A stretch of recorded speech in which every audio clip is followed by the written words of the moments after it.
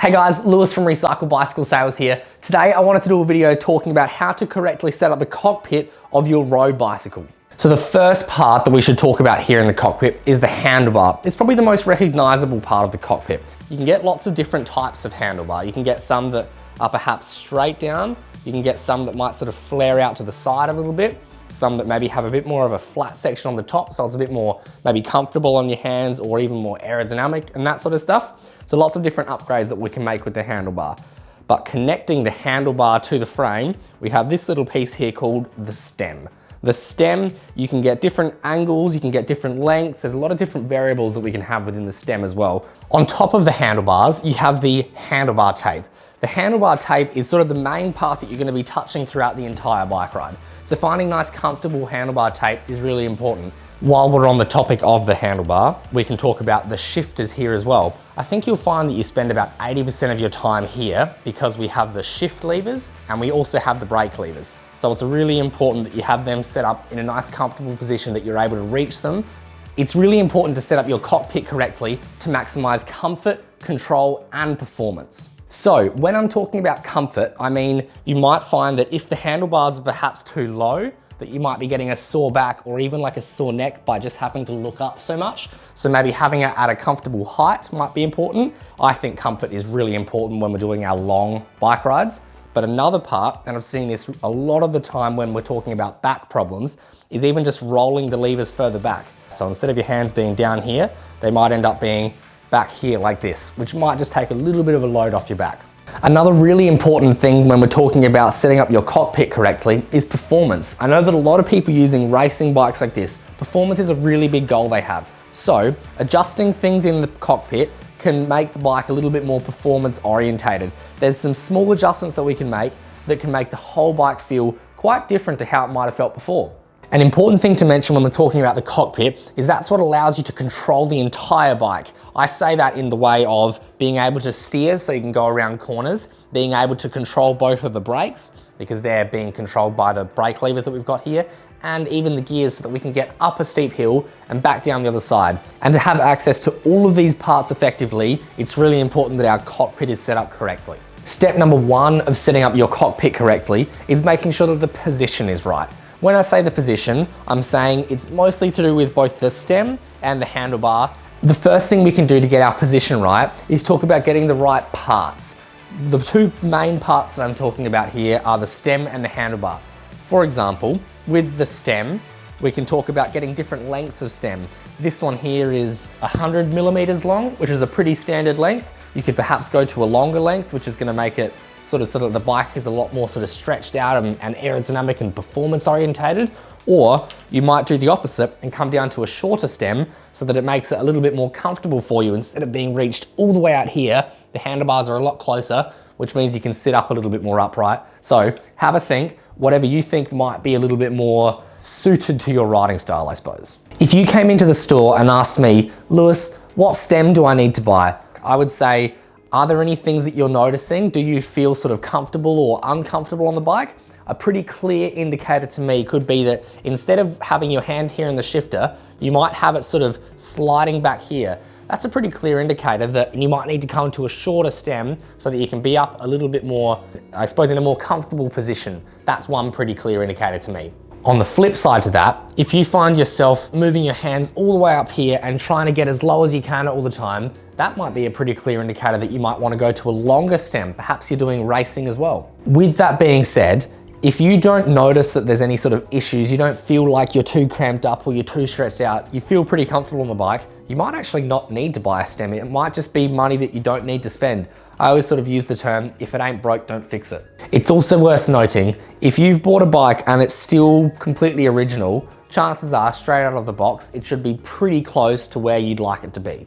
The second part that I want to talk about here is the handlebar. Now it's worth noting that changing the handlebar is far less common than changing the stem. You'll know that you need to change handlebar size if perhaps you have narrow or wide shoulders for your height, or perhaps you even know from just previous experience. The next step in setting up our position is talking about getting the height of the handlebars correct. Now remember, none of this matters if the seat height isn't at the correct height. So we've done a video on our YouTube a little bit further back talking about how to set up your seat height correctly. So If you don't know how to do that yet, go and watch that video before watching this next step. We can make some adjustments in regards to height to make it a little bit more comfortable or performance orientated. Some of the adjustments that we could make here could be moving where the stem is in relation to the steerer tube here. I can see on this one that we've got a few spaces underneath, so we could go lower if we needed to. If you wanted to perhaps go higher, there might be some spaces on top that you can raise it. This one doesn't have any. If you don't have any spaces on top, you could even take this part here, the stem, you could take it off, flip it over, and then put it back on, because they're actually on a little bit of an angle. So that might help. Instead of having your hands down here, it might feel like you're that little bit higher. Following on from the stem, a really simple adjustment that you could try at home is adjusting the handlebar roll. Talking about the handlebar roll, I mean whether they're angled upwards or whether they're angled downwards. I'll quickly show you what I mean. On the front part here, we usually have some stem bolts, and we can actually change if the handlebars are angled upwards or angled downwards. Most commonly, people like to have them with this top part here where my hand is sitting. I like to have that relatively flat. I find if it's angled downwards, it feels like that top part of my wrist is sort of stretching over, and I don't really have much control of the bike. If we angle them upwards a little bit, it might bring your hands a little bit higher, so it can make the whole bike feel a little bit more upright. Most people tend to have it pretty well flat. The next thing to talk about with the cockpit is the lever position. So with the levers, you can move them in and out, you can move them up, and you can move them down. There's a few different adjustments you can make there.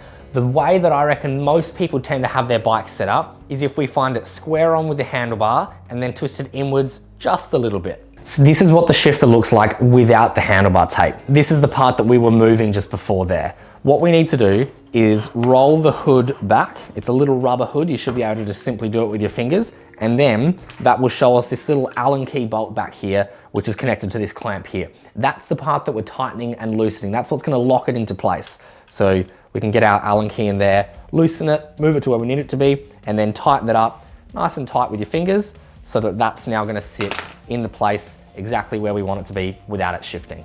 Top tip when tightening up the shift levers on your handlebar is to only do the bolt up maybe 90% tight. If you do it 100%, it means that the shifters can't move at all. But if you do it a little bit softer down at 90, it means that in the event of a crash and you would hit the ground, hopefully the shift lever will twist out of place rather than snap into two. Another thing that we can talk about in the cockpit area is the lever throw. We're talking about how much that lever can move before it actually engages with the brake. So some of the reasons that you actually might want to adjust the throw of the lever is that perhaps you have small hands and your fingers struggle to reach all the way out to the end of the brake lever. It might even be that perhaps you feel a bit more confident and comfortable when you're able to reach the brake lever a bit easier. So to adjust this, we'll grab our little Allen key and we'll find the tiny little screw that's in the front end of here, and then we can try tightening it and we can try loosening it, and we'll see the lever move either outwards or move inwards. To adjust the rim brake bike, we're actually gonna do it down here at the caliper where the cable goes into the caliper, but we can just adjust where that cable sits inside the caliper to adjust sort of how it goes. And now there's not much throw in that one there. So the adjustment is down here at the caliper for the cable operated brakes. If you want a more in-depth tutorial about how to adjust your rim brakes, we did a video on our YouTube channel recently. Go check it out. The next thing I want to talk about is the consumable parts. We're talking about the handlebar tape and the shift lever hoods. The shift lever hoods and the handlebar tape can eventually get worn over time. If your handlebar tape or hoods start to deteriorate like this, you've got lots of different options that you can go for, different perhaps colors. You might want to put the pink handlebar tape on like I have. You might want to perhaps go a grippier, stronger set of handlebar tape. There's so many adjustments that we can do. And again, these are consumable parts. We expect this to happen. Thanks for watching, everybody. I hope you learned something about how to set up your cockpit correctly. If you enjoyed this video, let us know. If you reckon there's anything that we missed, let us know. Otherwise, we'll see you guys in the next video, and I'm gonna go for a ride on my brandly, freshly set up cockpit. You know what I mean. See you later.